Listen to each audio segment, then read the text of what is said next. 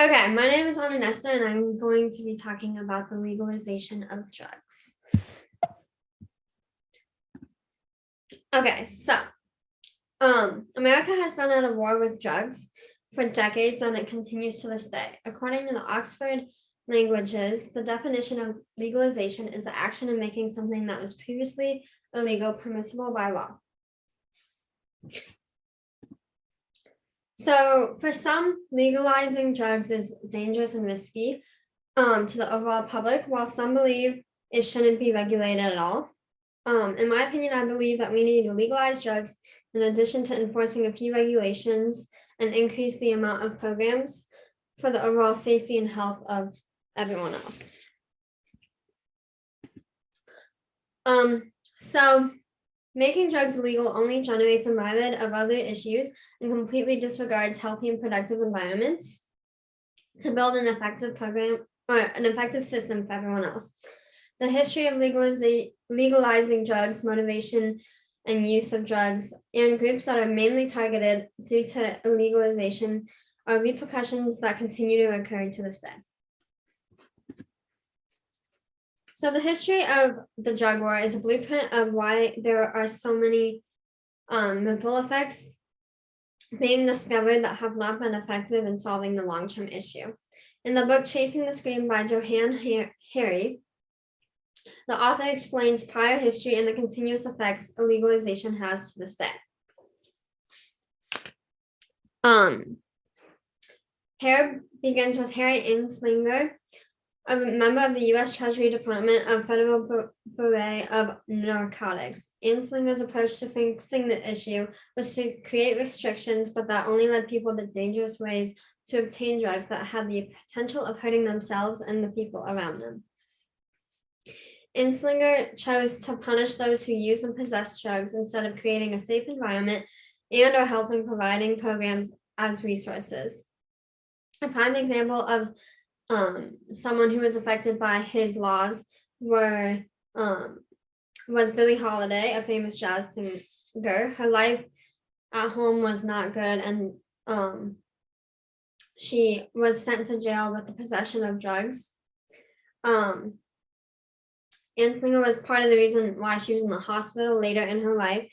On page 31 of the book, Billie says, "Imagine if the government chased sick people with diabetes, put a tax on insulin, and drove it into the black market, told doctors they couldn't treat them, then sent them to jail. If we did that, everyone would know we were crazy. Yet we practically do the same thing over every day in the week to sick people hooked on drugs." So even though Holiday was asking for help instead of a punishment, she received nothing, and she died at the age of 44.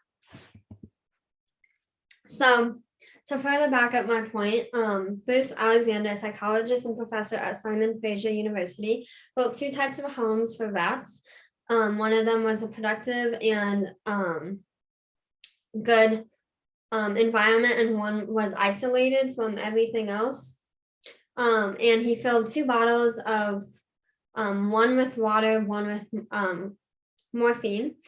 And Alexander says at the end of the experiment that they don't kill themselves, they choose to spend their lives doing other things. And the overall results of the experiment were that those in the isolated cages were more likely to drink the morphine. And they had 25 milligrams of morphine drunk. So the usage and addiction with drugs is not a disease, rather it's an adaptation of your environment. Another example would be the Vietnam War.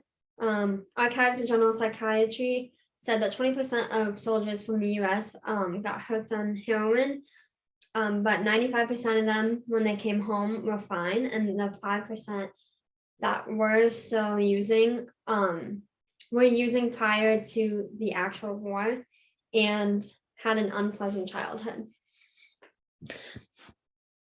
Okay, so the last thing I'm going to talk about are the targeted groups caused by the war on drugs. So the New Jim Crow, written by Michelle Alexander, describes the war on drugs and the effect through the racist structure. She talks about 3 phases, and she begins with vast number of people are swept into the system by police who conduct drug operations primarily in poor communities of color. So this already inhibits racial bias and unwanted or wanted power of the officers. And when they are arrested, they have a lack of legal representation, and majority of the time they're pressured to plead guilty. So Alexander writes, once convicted due to the drug war's harsh sentencing laws, people convicted of drug offenses in the US spend more time under the criminal justice system's control in jail, prison, or probation, or parole than people anywhere else in the world. So the last phase would be the invisible punishment, which is the idea that no matter what, they will always not be in a they will never mix with the right society. So she says the system of mass incarceration is based on the prison label and not the prison time. So this involves not being able to get a job or even have a house. So she also says more than 70% of all criminal cases in Chicago were not involved, are involved in a Class D drug possession charge, which is the lowest level felony charge, which just shows that no matter what, they're still going to be in the system that is structured for failure. So in conclusion, the war on drugs is impactful and it continues to linger on today in the system. Legalizing drugs with providing a few regulations and increasing resources and programs is key to solving the issue. History ignores the beneficial environments and programs, and we need to, and that is why I think we should legalize drugs. That was god awful. Okay.